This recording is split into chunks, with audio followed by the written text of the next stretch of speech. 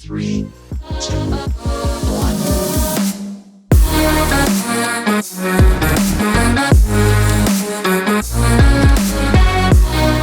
Hello and welcome to Trees 3 here on Sports Tree Ltd. Folks, I'm Connor Roundtree, and on this week's edition of Trees 3, we're going to run through our news and notes of the week, give you our bump and stump of the week, preview the three biggest sporting events of the coming weekend, and of course give you our MKF play of the day, along with our trivia question to get in to win a pair of NBA or MLS tickets. But we're going to get everything started off with our news and notes, and down at the Valspar Championship at Copperhead, it's Keegan Bradley and Sam Burns leading the way at 12 under. The Women's Hockey Championship is back on, baby. That's right, it's been moved to this summer and it will be taking place in Canada, and the location is to be determined. Yoel Romero is out of the Bellator Light Heavyweight Grand Prix after failing a pre-fight physical. Bellator is frantically looking for a replacement to face Anthony Rumble Johnson next Friday. Floyd Mayweather versus Logan Paul is booked for June 6th at the Hard Rock Stadium in Miami.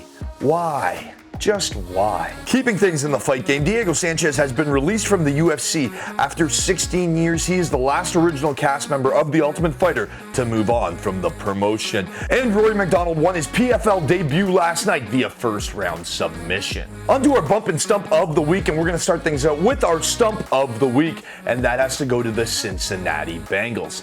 For all intents and purposes, the Cincinnati Bengals' usage of the 5th overall pick was kitty litter. That's right, I said kitty litter. I get that they went and got one of the franchise quarterback's favorite targets in college, so they may have some rapport. Joe Burrow may be happy, but he also still can't walk. Did the Bengals forget that his legs were target practice for opposing D linemen last season? The facts are you had the 5th overall pick and an opportunity to secure the safety, the future, and the face of your franchise, and you drafted a guy that he caught passes from for just one single year.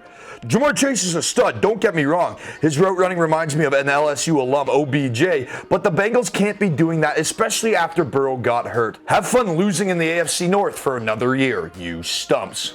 Our bump of the week has to go to the Chicago Bears and the New England Patriots. Both teams went out and found their quarterbacks of the futures, but they did it in a completely different way. Ryan Pace sold the farm to the Giants in order to secure Justin Fields. Pace traded the 20th pick overall and a 5th rounder this year with a 1st rounder and a 4th rounder for the 2022 draft. And hey, why not? If it doesn't work out, Pace isn't going to be around to clean up the mess because he'll be out on his ass. However, Fields is a winner. He's the 2nd highest quarterback rated in the draft class and outdueled the top pick Trevor Lawrence in the national semifinal. Fields torched that highly touted Clemson defense for 6 touchdowns. The Bears have never had a 4,000-yard passer in over 100 years of existence. I'd bet Justin Fields changes that. Bears, you get our bump of the week. As for the New England Patriots, Mac Jones is Tom Brady 2.0. Mac Jones was the last of the Big Five quarterbacks to be drafted, and he went with the 15th pick, and it couldn't have worked better for New England. He's a big, tall pocket passer that senses the pressure and plays a lot like the 7-time Super Bowl champ himself, Mr. Tom Brady. The Pats have the coaching staff that built Brady in place. Mac Jones won a national championship and now gets to learn under Bill Belichick. Look out, because the Pats have their QB and earned our bump of the week. Coming in at number 3 is the NFL Draft. The 2nd round of the NFL Draft continues today, Friday, April 30th at 7 p.m. Eastern Standard Time. It is underway as we speak. Obviously, teams need to fill out their rosters, and there is still a ton of talent left in this draft class. The 3rd round will continue tonight after the 2nd round, and the final 4 rounds of the draft will continue into the weekend, and all the action will wrap up on Saturday night. Number 2 this week on Trees 3, we're headed to the Formula One circuit for the Portuguese Grand Prix. The 3rd race of the 2021 F1 circuit goes at 10 a.m. on Sunday morning.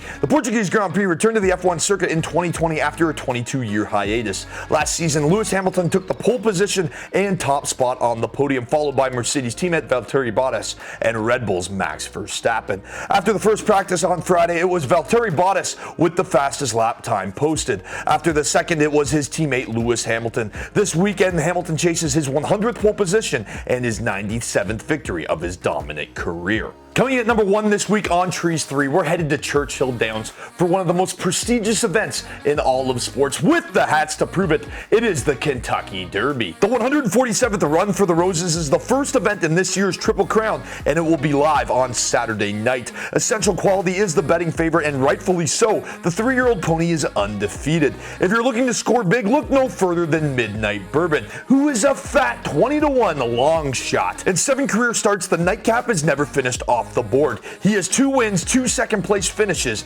and 3 thirds. This pony performs, so if you want to win some money, ride the Midnight Bourbon all night long. For our MKF Play of the Day, we're going to look at a UFC scrap going down tomorrow night and play a little more or less contest with it. It's Cub Swanson versus Giga Chikadze. Chikadze has landed 59 or more strikes in 3 out of his last 5 fights. Cub Swanson, on the other hand, can eat punches, and he's landed over 129 strikes in 2 out of his last 3 fights. So make sure you take more on both these guys' MKF fantasy lines, as they average over 12 minutes of octagon time per fight. So look for this to be a striker's dream and an all-out war. For a trivia question on this week's edition of Trees 3 to get in to win a pair of NBA or MLS tickets, we're going to go back to the NFL draft and recap which NFL franchise established in 1919 has never had a quarterback throw for over 4,000 yards in a season. Folks, thank you so much for tuning into this week's edition of Trees 3 here on Sports Tree Ltd. Don't forget to like, comment, and subscribe to our web app. And remember, an upgrading your subscription is an upgrading your chances to win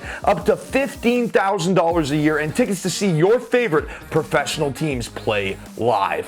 Folks, I'm Connor Roundtree. Cheers. You've made it to the weekend. 3, 2,